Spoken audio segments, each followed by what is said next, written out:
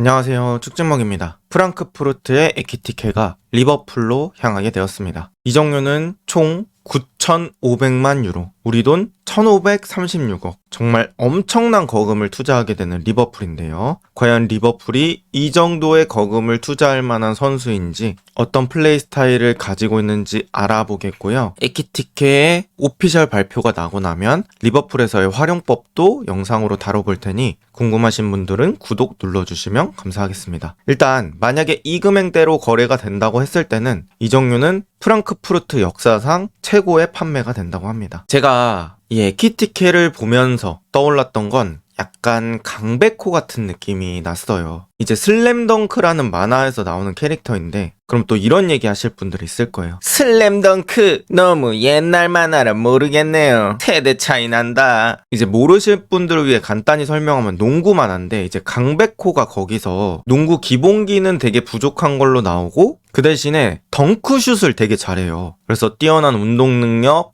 체력 이런 것들로 성장해 나가는 그런 캐릭터거든요. 그래서 리버풀이 약간 비르츠를 서태웅으로 생각하고 데려왔다고 하면 정대만, 송태섭 이런 선수들은 케르케즈나 프림퐁이 될 것 같고, 이제 에키티케가 강백호가 되지 않을까 싶습니다. 그래서 제가 왜 이렇게 느꼈는지 한번 빠르게 설명을 해보도록 하겠습니다. 먼저 간단 프로필입니다. 2002년생 23살이고요. 프랑스 국적의 선수입니다. 키는 190, 오른발잡이 스트라이커입니다. 24-25 시즌 분데스리가 리그 베스트 달성했고요. 24-25 프랑크푸르트 올해의 선수도 달성했습니다. 그만큼 에키티케의 전체적인 커리어 동안 가장 좋은 시즌이었다라고 볼 수 있겠고요. 리버풀이 에키티케를 데려오려는 이유가 어떻게 될까요? 일단 첫 번째, 스트라이커의 숫자입니다. 조타가 갑작스럽게 사망을 했고요. 다르윈 누네스가 이탈할 수도 있다는 이야기들이 나오고 있습니다. 그리고 어린 나이와 가능성이 있겠죠. 22살의 나이로 분데스리가 리그 베스트를 달성했고, 만약에 실패한다고 하더라도 4-5년 후면 그래도 26, 27 이 정도 되니까 다시 팔 수 있는 나이라서 또 이적을 결심한 것도 있을 것 같습니다. 그리고 냉정하게 시장에 매물화되어 있는 스트라이커가 또 많지 않기 때문에 리버풀 입장에서는 선택지가 그렇게 많지도 않았고요. 그래서 이런 여러 가지 것들로 리버풀은 에키티케를 데려오려고 하는 것 같습니다. 그럼 에키티케의 지난 시즌들 한번 볼게요. 제가 왼쪽에 좀 읽어드리면 20-21 시즌은 697분, 3골과 1개의 도움. 21-22 시즌은 1371분, 11골과 3개의 도움. 22-23 시즌은 1397분,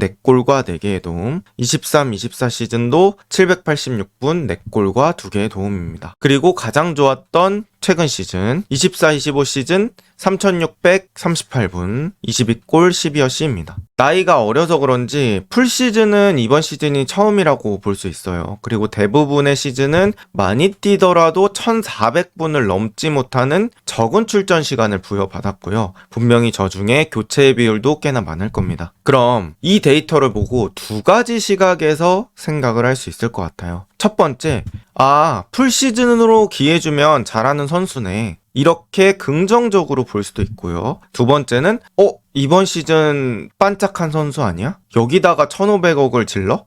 이런 생각을 할 수도 있겠죠. 그만큼 에키티케는 지금 완성된 공격수라고 보기 어렵고, 지금부터 계속해서 잘해주면 너무 좋겠지만 미래 가치까지 반영해서 그 돈을 주고 데려온 게 아닐까라고 생각을 합니다. 그렇다면 에키티케가 어떤 선수인지, 그리고 저는 그 중에서 에키티케가 공격수라면 갖춰야 될 거, 바로 슈팅력이라고 생각합니다. 그래서 에키티케의 슈팅력이 어떤지 제가 좀 자세히 말씀드려 보려고 해요. 최근에 이제 유튜브 같은데 에키티케 라스트 샷이라고 검색하시면 에키티케의 슈팅 60개 연속으로 볼 수 있는 동영상이 있습니다. 제가 그 동영상을 꽤 여러 번 시청했고요. 그 동영상의 특징이 뭐냐? 바로 고점만 확인하지 않을 수 있어서 좋다는 거예요. 예를 들어서 에키티케의 골 모음, 에키티케의 스페셜 이런 거 보면은 에키티케가 잘한 모습만 볼 수 있기 때문에 슈팅의 평균치를 확인할 수 없고 좋은 부분만 확인할 수 있죠. 그래서 좋은 부분은 스페셜 같은 걸로 확인할 수 있겠지만 평균된 슈팅 파워나 타이밍이나 궤적이나 이런 것들은 그렇게 무작위로 60개를 모아놨을 때 더 정확하게 볼 수 있겠죠. 그런데 제가 그 슈팅 영상을 본 결과로는 냉정하게 슈팅은 아직 발전을 많이 해야 된다고 생각합니다. 그 이유는 뒤에서 항목별로 자세히 나눠서 말씀드려 볼게요. 그리고 지난 시즌 9번 자리, 그러니까 스트라이커 자리에 슈팅 기회가 적기도 했습니다. 물론 다르윈 누네스 아쉬운 퍼포먼스를 보여줬던 것도 맞는데요. 지난 시즌에 리버풀의 공격진이 슈팅을 많이 할 수 있는 자리는 사실 양쪽 윙어였다고 봐야 될 것 같아요. 그래서 모하메드 살라, 학포 이렇게 두 명이 학살 라인을 구성하면서 공격의 대부분을 차지했었습니다. 그런데 이제 에키티케를 리버풀의 스쿼드에 집어넣었을 때 에키티케를 누네즈보다 비중 있게 가져갈 건지는 아르네 슬롯 감독이 선택하는 부분이겠죠. 그리고 이건 달라질 수 있을 것 같아요. 프랑크푸르트에서는 에키티케가 슈팅을 되게 많이 시도할 수 있는 환경들이 주어졌거든요. 그런데 리버풀에서는 솔직히 에키티케가 프랑크푸르트처럼 많은 슈팅을 가져갈 수 있을 거라고 생각이 되진 않거든요. 왜냐하면 살라, 학포, 비르츠 같은 선수들이 있기 때문에 그 선수들도 슈팅의 개수가 분배된다고 가정을 했을 때는 에키티케가 프랑크푸르트에서 가져갔던 입지와 리버풀에서의 입지는 분명히 달라질 거고요. 물론 까봐야 하는 거겠지만 지금 현재로서는 프랑크푸르트보다는 더 적은 슈팅 횟수를 가져갈 수밖에 없다. 근데 그런 상황에서의 득점도 분명히 걱정되는 부분이 있을 겁니다. 왜냐하면 분모 자체가 줄어들게 되니까요. 자, 그러면 슈팅 제가 보면서 느꼈던 점들을 한번 말씀드려 볼게요. 일단 저는 공격수의 퍼스트 터치 내지는 슈팅 전 터치가 그 공격수의 클래스를 가르는 작지만 아주 큰 부분이라고 생각하는데요. 사실 슈팅에 파워가 실린다. 이건 순전히 발목 힘으로 찍어 누르는 선수들도 있겠지만 그런 비율은 극소수라고 생각하고요. 슈팅 전에 터치를 어떻게 해놓냐에 따라서 그 선수가 앞쪽으로 가면서 힘을 실을 수도 있고 아예 힘이 안 실리는 자세가 될 수도 있고 편한 자세에서 슈팅을 할 수도 있고 여러 가지 경우의 수가 생긴다고 생각합니다. 그래서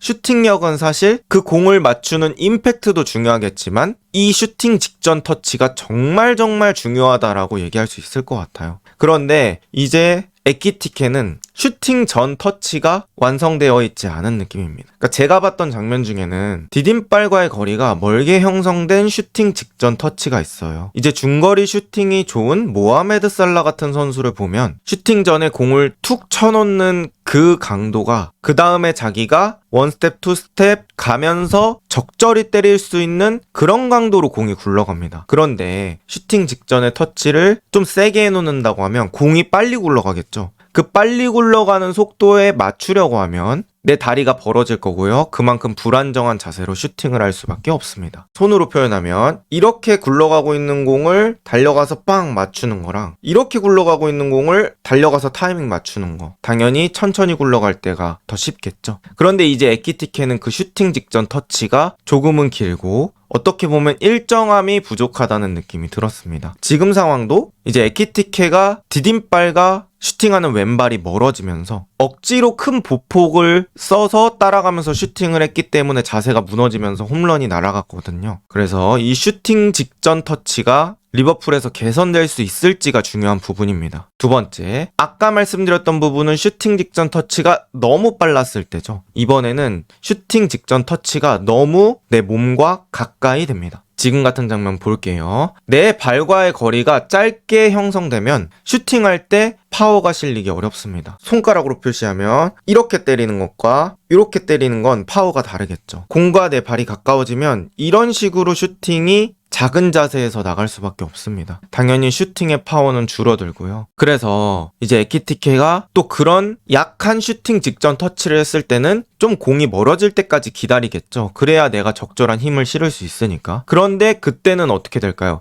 당연히 수비가 접근해서 각도를 좁힐 시간이 나옵니다. 그럼 결국에 내가 힘을 빡 줘서 차더라도 수비가 몸으로 막아버리는 거죠. 에키티케의 슈팅 중에 수비 몸에 막히는 장면들이 정말 많아요. 그래서 그런 것들을 봤을 때도 역시 해결이 돼야 되는 부분들이 있다. 뭐 팀 동료인 모하메드 살라라든지 아니면 해리 케인이라든지 그런 선수들은 이 슈팅 릴리즈도 빠르고 슈팅 직전 터치가 진짜 예술이거든요. 그래서 살라한테 좀 배우면서 그런 슈팅이 개선되는지를 지켜봐야 합니다. 제가 말씀드렸던 부분입니다. 슈팅 릴리즈에 대한 의문이 있어요. 그러니까 릴리즈라는 건 농구에서 좀 많이 쓰는 단어인데요. 이제 슈팅의 릴리즈, 그러니까 방출이 빠를 때는 힘이 안 실리는 경우가 있겠죠. 톡톡통 이렇게 하려면 그만큼 기를 모을 시간이 줄어들잖아요. 그리고 또 슈팅의 릴리즈가 느리면 그만큼 기 모을 시간은 늘어나겠죠. 하지만 수비의 접근이 빨라집니다. 그렇게 해서 지금과 같이 블락당하는 장면들이 많이 나왔습니다. 아까 말씀드린 것처럼 이 슈팅은 에키티케가 못한 것만 모아놓은 게 아니고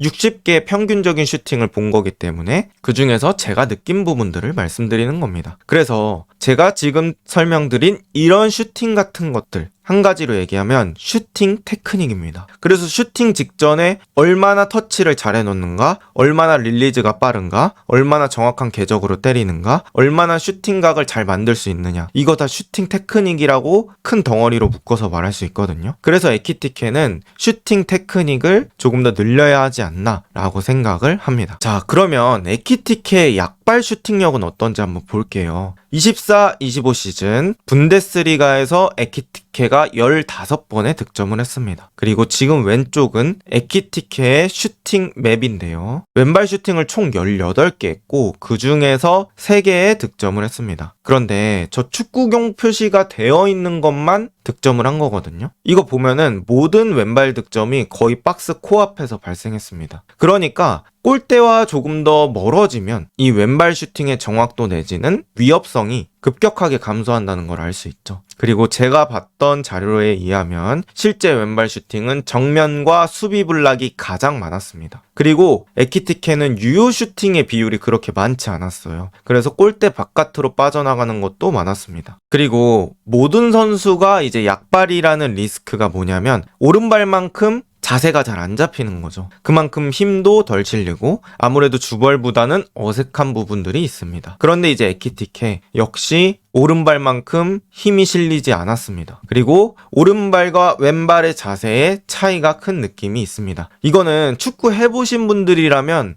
어떤 느낌인지 아실 거예요. 이제 축구를 하면 내가 주발로 슈팅할 때는 되게 편하고 익숙하고 어떻게 임팩트를 대야 할지 안다면 약발로 슈팅할 때는 뭔가 자세가 약간 어색한 느낌이 들잖아요. 당연히 슈팅에 힘이 실리기도 어렵겠죠. 그런데 이제 에키티케는 오른발과 왼발의 슈팅력이 좀 차이가 있는 편이다. 이렇게 볼 수 있을 것 같습니다. 그리고 박스 바깥 슈팅도 봐야겠죠. 어떻게 보면 중거리 슛이라고 볼 수 있겠는데 중거리 슛은 29번의 슛을 해서 한 번의 득점도 하지 못했습니다. 중거리 슛은 원래 넣기 어려운 거 맞아요. 그럼에도 불구하고 중거리 슈팅 역시 그렇게 좋은 편이 아니었습니다. 제가 느꼈을 때는 일단 강력한 슈팅이 나오는 비율이 그렇게 많지 않았어요. 그래서 골키퍼가 좀 잡을 수 있는 그런 슈팅들이 많았고 이 에키티케를 봤을 때는 확실히 기대 득점 값이 낮은 위치에서는 슈팅이 좀 아쉽다라는 느낌이 많이 들었습니다. 그래서 지금 여러분들이 여기까지 들었을 때는 아마 이런 느낌이 드셨을 거예요. 무에서 유를 만들어내는 느낌의 스트라이커까지는 아니구나. 아직까지는 보완해야 되고 성장시켜야 될 부분이 많겠구나. 이런 느낌이 드실 겁니다. 그럼 에키티케가 15개 넣었다는데 도대체 어디서 넣었냐? 그건 왼쪽 득점 맵에서 확인할 수 있습니다. 리그 15개의 득점 모두가 박스 안에서의 득점이었고요. 그 중에 이제 골대 바로 앞에 있는 저 네모 박스 있잖아요. 거기를 이제 골 에어리어라고 하는데 그 골 에어리어 안에서의 득점이 8개입니다. 그러니까 모든 득점의 절반 정도가 저 골 에어리어, 골문과 매우 가까운 위치에서 이루어졌습니다. 지금 왼쪽에 있는 사진처럼 저런 느낌의 득점이 꽤 많았다는 거예요. 이게 좋게 말하면 골을 넣을 수밖에 없는 위치로 움직일 줄 아는 선수다. 이렇게 얘기할 수 있고요. 나쁘게 말하면 이 동료의 도움이 무엇보다 중요한 선수다. 이렇게 볼 수 있을 것 같습니다. 그리고 이제 에키티케가 XG 값은 21.6이었거든요. 그러니까 기대 득점으로 따졌을 때는 21골 정도 넣어줬어야 했는데 실제 득점은 15골을 넣었단 말이죠. 물론 이제 수치가 전부는 아닙니다. 그래서 무조건 골 결정력이 떨어지는 선수다 라고 얘기할 수는 없겠지만 데이터도 충분히 무시할 수 없는 부분이다. 이렇게 말씀드릴 수 있을 것 같고요. 박스 안과 밖에서 모두 위협적인 슈팅을 할 수 있는 느낌의 선수는 아니다. 약간 헐크 같은 공격수는 아니다. 이렇게 볼 수 있을 것 같습니다. 그렇다면 이제 에키티케를 제가 너무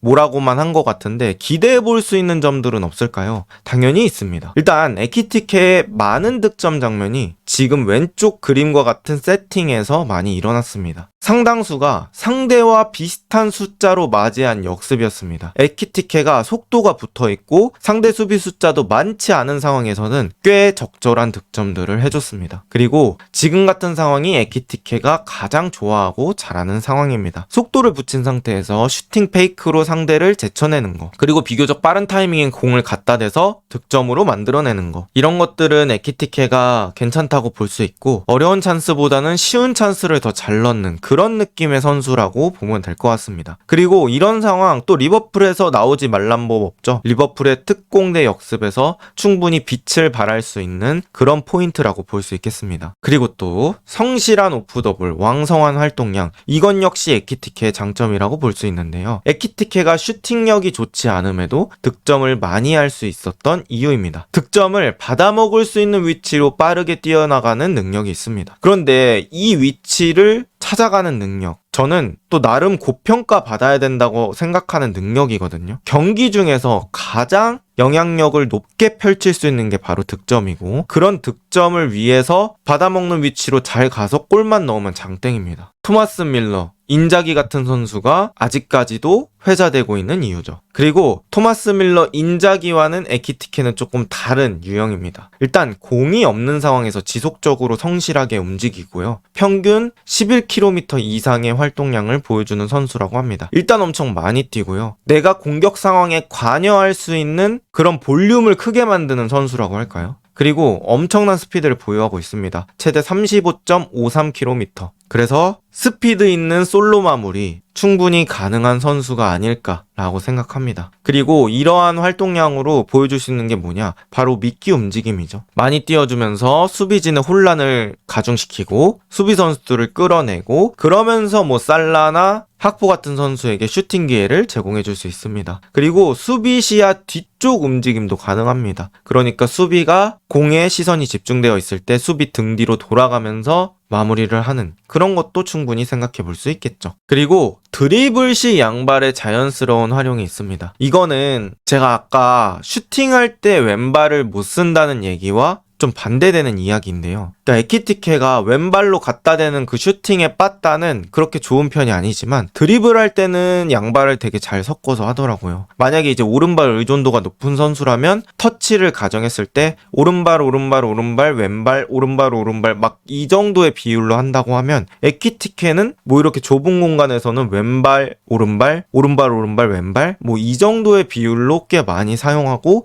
그 동작 자체가 자연스러웠습니다. 특히나 이제 상대가 발을 뻗을 때 그걸 이용해서 팬텀 드리블을 잘 사용하는 느낌이 있었습니다. 그런데 이제 냉정하게 에키티케는 키는 크지만 타겟터라고 분류하기는 어려울 것 같아요. 키가 190이지만 슬림 탄탄 체형이라고 봐야 될 것 같거든요. 그래서 뭐 힘이 엄청나게 세거나 등지고 버티는 포스트 플레이가 장점인 선수까지는 아닙니다. 그리고 뭐 공중볼도 득점이 있겠지만 뭐 그게 주목이라고 볼 수는 없을 것 같아요. 헤딩 시에 키가 크니까 그걸로 이득을 본다 정도의 느낌이지, 뭐 비어오프, 클로제 이런 느낌으로 폭격기 그런 느낌으로는 볼 수 없을 것 같습니다. 그리고 에키티케가 어시스트 했던 장면들을 보면은 좀 예상치 못한 다이렉트 패스들을 할 때가 있어요. 그래서 가끔씩 번뜩이는 연계에서 기대해 볼 수 있는 선수다, 이렇게 볼 수 있을 것 같습니다. 그러니까 제가 좀 정리를 해봤을 때는 키 크고 유연한데 스피드가 빠른, 그러면서 많이 뛰는 활발한 라인 브레이커, 그런 느낌으로 봐야 되지 않을까 싶습니다. 자, 지금까지는 에키티케의 과거 모습을 이야기한 겁니다. 그런데 미래는 열려있죠. 그리고 저는 이 에키티케라는 선수가 아르네 슬롯이라는 감독을 만나기 때문에 더 기대가 됩니다. 그리고 이제 리버풀로 온다는 건 프랑크푸르트보다는 동료들의 수준이 더 높을 것으로 예상이 되거든요. 그렇기 때문에 더 질 좋은 어시스트가 에키티케 쪽으로 떨어질 수 있고, 거기서 에키티케의 마무리 능력이 중요해지겠죠. 물론 반대 가능성도 생각할 수 있습니다. 이제 리버풀이 지난 시즌에 리그 우승을 했고 또 챔피언스 리그에서 강했던 모습들을 보여줬기 때문에 이제 리버풀을 상대하는 팀들은 예전보다는 조금 더 실리적으로 게임을 할 가능성이 높거든요. 그럼 상대적으로 뒷공간이 많이 안 날 가능성이 높고, 그랬을 경우에는 에키티케가 그런 좁은 공간에서 내려앉은 수비에서 어떻게 해결을 하는지가 중요할 것 같습니다. 그리고 또 비르츠라는 선수의 존재가 있잖아요. 제가 리버풀이랑 스토크시티 한 비공개 경기 하이라이트를 봤거든요. 아, 진짜 비르츠가 그냥 미쳤습니다. 너무 잘하거든요. 근데 이제 그 비르츠라는 선수가 에키티케에게 붙어 있다면 또 비르츠의 후광 효과를 에키티케가 잘 받을 수 있지도 않을까라고 생각을 합니다. 그리고 또 한 가지, 이제 리버풀이 지난 시즌은 냉정하게 팀에서 9번 공격수가 차지하는 전술적 비율이 그렇게 많지 않았습니다. 그래서 이게 누네즈 때문에 9번의 비중이 적었던 건지, 아니면 아르네 슬롯의 게임 모델 자체가 9번의 비중이 적은 건지, 그거는 또 이번 시즌 에키티케라는 다른 공격수를 쓰면서 알아봐야 하는 부분이고요. 제 개인적으로는 정말 예측할 수 없는 선수입니다. 그리고 뭐 또 제가 예측한다고 해서 잘 맞지를 않습니다. 예. 그래서 요렇게 정리해 볼 수 있을 것 같고요. 일단 지금까지 보여준 모습만 따졌을 때는 가격은 조금 비싼 감이 있다. 그거는 저는 부정할 수 없다고 보고요. 이제 에키티케가 와서 잘해주면 돈 얘기는 쏙 들어갈 겁니다. 카이세도가 그랬던 것처럼, 데클란 라이스가 그랬던 것처럼 비싼 이적료로 오더라도 실력으로 돈 얘기를 쏙 들어가게 만들 수 있죠. 과연 에키티케는 리버풀에 잘 적응해서 리버풀의 새로운 토레스, 수아레즈가 될 수 있을까요? 이번 영상은 여기까지입니다. 좋은 하루 보내세요.